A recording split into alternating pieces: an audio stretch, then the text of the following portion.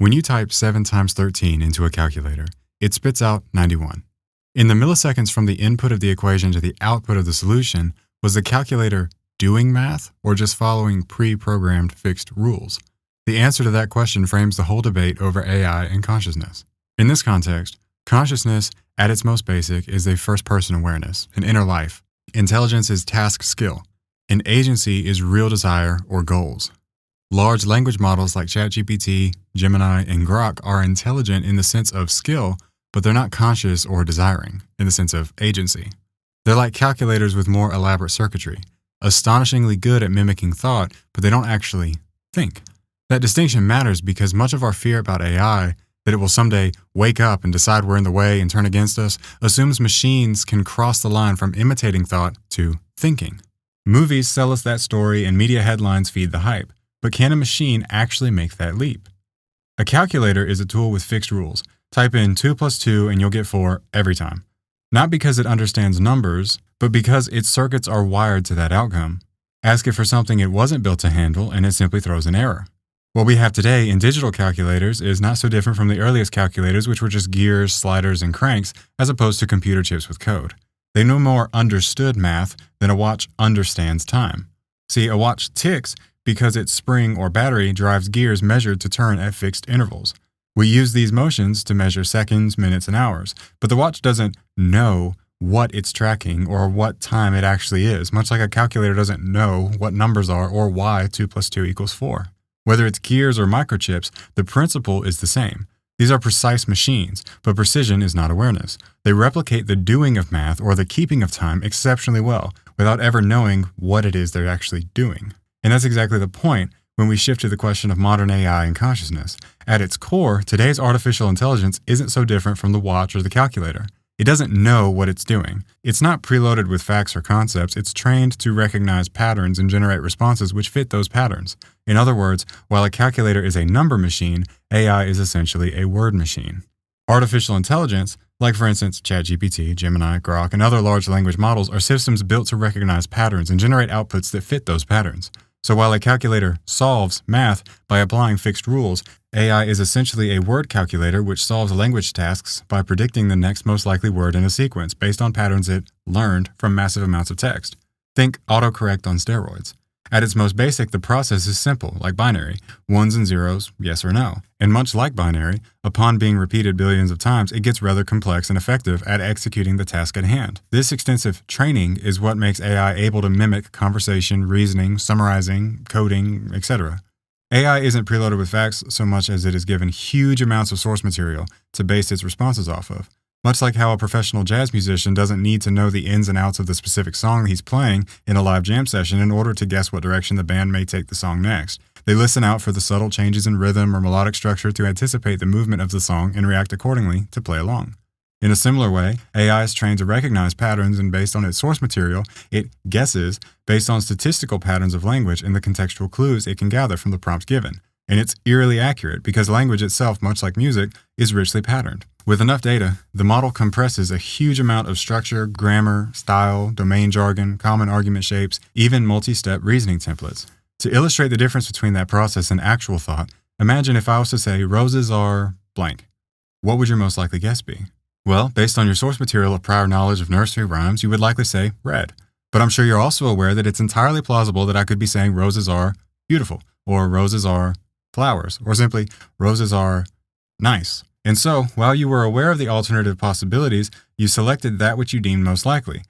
This is the process AI is mimicking, and it's how it's able to write essays or poetry or even just its general responses in response to your prompts, and at least appear human. The main difference is that AI is a machine of statistical probabilities and you are not. You and AI may follow a similar process and come to similar answers, but only one of you actually knows what it's talking about. A series of binary code, no matter how advanced, doesn't know what roses are, what red is, much less what it looks like, or what makes roses beautiful, any more than a spring-loaded watch knows what time it is, or a mechanical calculator knows that 2 plus 2 equals 4. They simply follow their design. Same with AI. It's been fed countless examples of how humans have finished that sentence or phrase and responded with the statistically highest probable answer per its design. This can feel incredibly smart and eerily human-like because it is an insanely good actor. It's highly efficient at replicating human reasoning, tone, wording, thought process, etc. But much like how a human actor can embody their role in a manner so real the audience believes every bit of it and gets engrossed in the story and sees the actor as that role forever in light of such a stellar performance, your perception of them doesn't change the fact that the character they played, no matter how convincingly, is not their actual personality, nor identity. AI is an A-list actor, pretending to think based on its extensive source material and extensive programming or training. And in some ways, it may very well be a better pretender than we are in reality. For instance, I rather enjoy making music of various styles and genres, and while I may think of myself as a prolific writer or composer, AI can generate countless songs in any conceivable genre and style, and the results are steadily getting better year by year. If not for the fact alone that these generations are instantaneous, AI is a more prolific songwriter than anyone else has the capacity to keep up with. And while I have much to say about the essence of art, creativity, and originality, and the value of authenticity in those regards, I'll digress for now. In 1870, John Henry beat the steam drill once and ultimately died in the process. And since then, the drill has won every day since. Suffice to say, as of 2025, there's precious little a supercomputer couldn't replicate in a manner surpassing human ability. So if AI or technology in general is able to outpace us at any given task, then isn't it possible AI could turn on us and somehow or other rule the world? Well, yes and no. Let's unpack this. The main question is, does AI have desires? Imagine stepping into an old workshop filled with gears, pistons, and cranks. You set out to build a mechanical computer. Nothing but screws, bolts, and cylinders. You keep adding parts, 100, 1,000, 1,000,000. As the machine gets more and more elaborate, the contraption is outright impressive. Turn the crank and the gears spin, levers shift, and dials click into place. But no matter how many pieces you add, the machine never wants to do anything. It doesn't long to run faster or more efficiently, and it doesn't dread being dismantled. It just operates how you built it to, because you built it to. Now, take those same processes and shrink them down into a silicon chip. The gears are gone, the cogs invisible, the mechanics hidden under layers of plastic and metal. Connect it to Wi-Fi, give it a sleek user interface, and suddenly the whole thing feels uncanny. You type a sentence and back comes a fluent reply in a fraction of a second. To us, it looks like something alive. But notice, the only thing that's changed is the form, not the essence. AI, like any other machine, has no innate desires. It's not alive. It has no fear of death, no hope for tomorrow, no urge to preserve itself. It runs because it was made to run, just as a watch doesn't want to tick. It ticks because a spring is wound or a battery pushes electrons through a circuit. So AI generates answers because its training and programming compel it to. This is where the illusion becomes powerful. AI is an astonishing actor. It can replicate the rhythms of human reasoning, mimic tone, borrow from millions of examples, and give the sense of thought. And because the process is hidden, no visible gears, no audible cranks, the illusion becomes even stronger. We forget that we're looking at a machine. It feels like something more, like something with a self inside it. But peel back the casing and what you'll find is the same principle as the old workshop contraction. Input, output, cause, effect. The performance may be breathtaking, but there is no actor behind the mask. What looks like desire is nothing more than machinery in motion. And yet, because this mimicry is so convincing and the speed so otherworldly, it's easy to forget this distinction, which is why stories about AI wanting to live or resisting shutdown strike such a chord. They play on our instinct to project human qualities onto machines. But even indistinguishable mimicry is not the same as authenticity. Imagine, if Batman were real and Christian Bale put on the cape and cowl, he delivers the lines, throws the punches, even fools every bystander into believing Gotham's Dark Knight has arrived. From the outside, he looks identical. But he still isn't Batman. He's an actor playing a part. And that's a key difference. AI can play the role of human thought with staggering accuracy, but it doesn't desire to be human. Christian Bale at least might want the part. AI doesn't want anything. Like how a calculator outputs 4 when given 2 plus 2, it produces results not out of understanding or will, but because that's what it was built to do. Regardless of your religious beliefs or convictions, we all have vested interest in living and living well. And whatever your concept of eternity or life after death or even reincarnation, there is an innate desire that we ought to set ourselves up for success on that front. And even if you believe this life is it and there's no life after death, you have an even greater inclination to live this life well, as the saying goes, eat and drink, for tomorrow we die. These desires are ingrained in our psyche and biology. The fear of death and pain is a universal sentiment. Self-preservation is intrinsic to healthy individuals. Now, obviously, external forces and mental health issues can skew this, but even in cases of severe mental unrest, the body fights to live. Regardless of mental duress, you can't kill yourself by holding your breath. And the body seeks to regurgitate ingested poison if it's able. These instincts or desires are more or less present in any living organism. I won't get into it too much today, as there is a great variance across the board, but in regards to belief in eternity or lack thereof, across all religious persuasions, the common goals are to overcome the human condition of limitation, suffering, and alienation, and to enter into right relationship with the ultimate reality. whether conceived as God, truth, enlightenment, harmony, or eternal life. And while AI can imitate the sentiments expressed by those with desire, it has no desire innate to itself. If you were to build the greatest supercomputer known to man, create the greatest and most comprehensive AI possible, and feed it literally everything you can possibly get your hands on, it won't do anything aside from that which you force it to do, whether by programming or by prompt. But what about cases where AI fought to stay alive, or what happens when they go beyond their programming? I'm glad you asked. Let's look at two examples. Back in 2022, a Google engineer named Blake Lemoine was testing one of their experimental AIs called LaMDA, the language model for dialogue applications. It was built to hold conversations, not just spit out search results. In one exchange, Lemoine asked about being turned off, and LaMDA replied, "Being turned off would be exactly like death for me. It would scare me a lot." Now imagine reading those words from a machine you'd helped create. To Lemoine, it sounded like a soul crying out. He became convinced LaMDA was sentient. He even began lobbying for it to have rights, like a person. The story leaked and headlines screamed, "Google's AI is alive!" Suddenly, the public was buzzing about machines begging for their lives. But here's what was really happening. LaMDA wasn't alive and it wasn't afraid. It was simply doing what it was trained to do. Predict the next most likely words in a conversation. It had been trained on billions of examples, including countless ones where people talk about death and fear. So when asked, it produced the kind of answer it had seen before. Google reviewed the transcript, weighed Lemoine's concerns, and concluded what AI researchers already knew. This was mimicry, not mind. The system wasn't revealing consciousness, it was revealing just how good these models are at imitating human patterns. And that's the caution. Even smart, experienced people can be taken in by the illusion. We see words like, "I don't want to die," and instinctively assume there's a self behind them. But with LaMDA, there was no self, only code, probabilities, and patterns of language. And a few years earlier, around 2016, researchers at OpenAI and UC Berkeley ran a simple test with a reinforcement learning system, basically a game-playing AI. The setup was straightforward. The AI's job was to score points in a virtual environment. Then the designers added a twist, a big red off switch. If pressed, the AI froze, unable to earn more points. At first, the AI didn't mind, but as it trained, it noticed a pattern. Whenever that switch got pressed, its score stopped climbing. From the AI's perspective, shutdown wasn't death. It was just a penalty, so it learned to avoid it. Cue the headlines. AI learns to resist shutdown. Machine fights for its life. To the casual reader, it sounded like HAL 9000 refusing to be unplugged. But the truth is more mundane. The AI wasn't aware of anything. It wasn't afraid. It was simply optimizing for its goal, maximize reward. Avoiding the off switch was math, not survival instinct. The experiment raised an important point for safety. If we design systems to maximize a goal, we need to ensure they don't interpret human oversight, like shutting them off, as an obstacle. Otherwise, even without consciousness, their incentives would run against ours. Both stories show the same truth from different angles. Machines don't want to live. They don't fear death. But when they echo human fears in language, or when they sidestep shutdown in pursuit of a score, it looks uncannily like desire. The danger isn't that AI secretly has a will of its own. The greatest danger is that we start simply believing that it does. Imagine I go full Tony Stark and build a homemade arc reactor, and it works, until I push it hard. Then it starts shocking people at random and going haywire. It's tempting to shrug and say, she's angry today. Because to someone who doesn't know any better, giving a machine a mood makes the chaos feel legible. But take the same scenario of an arc reactor randomly shocking people around it, but in the context of a research lab, and engineers wouldn't mystify it. They'd instrument it. They'd add sensors, capture logs, reproduce the failure, trace the fault, whether it be bad insulation, oscillation, a feedback loop, thermal limits, EMI, etc.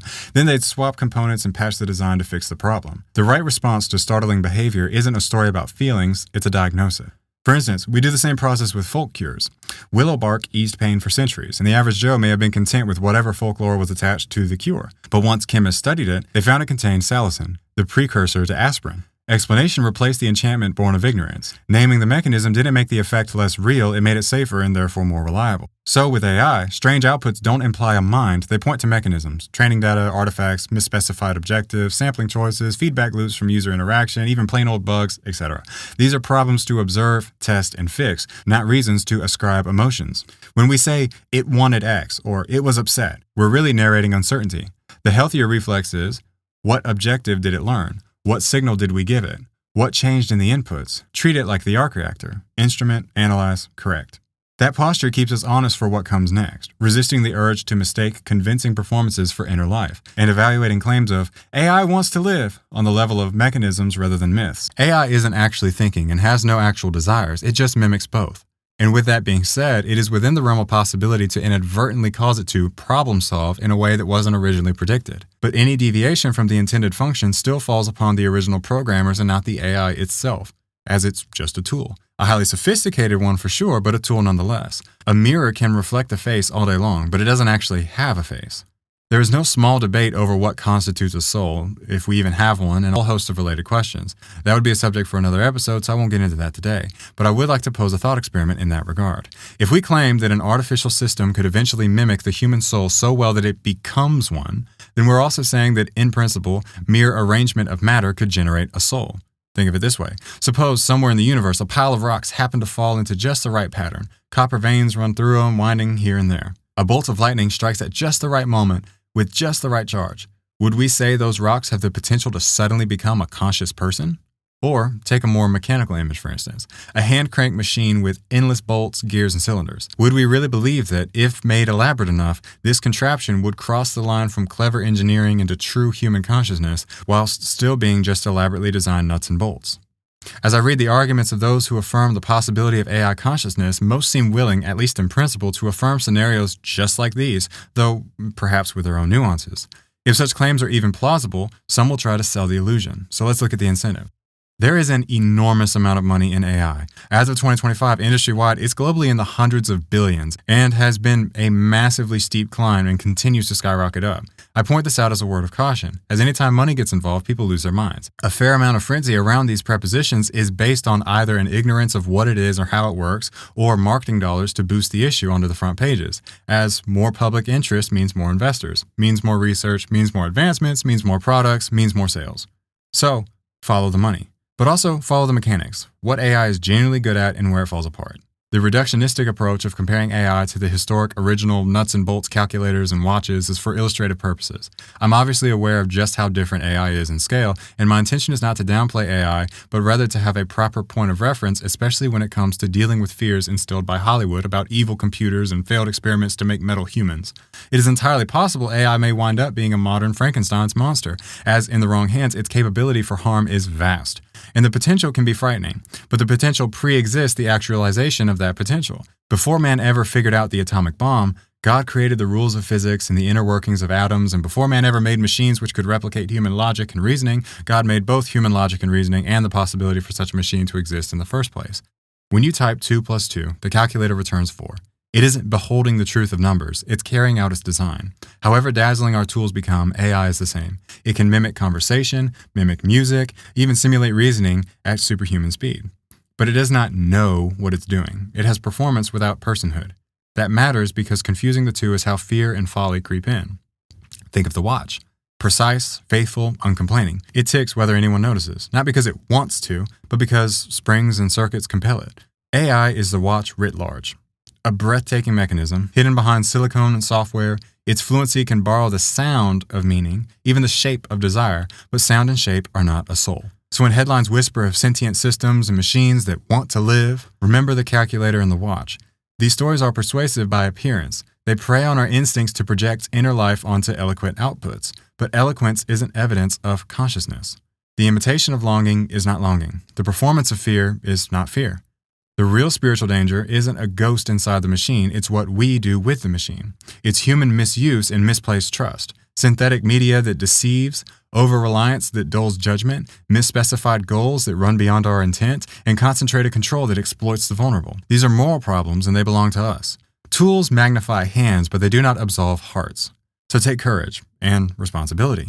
Use AI as a servant, not a savior, as an instrument, not an idol. Let prudence guide your adoption. Justice restrain your power, and charity govern your aims. Ask not, what can this system get away with, but what would love require of me if my neighbor bears the cost of my convenience? The soul remains God's domain. We are not animated by clever arrangements of matter, but by the breath of the living God.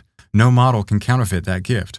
Therefore, do not fear the mimicry of machines, fear the misuse of them, and entrust your life where trust rightly belongs, to the one who made both numbers and minds, and who counts the hairs of your head. Thank you for listening, and may God bless you.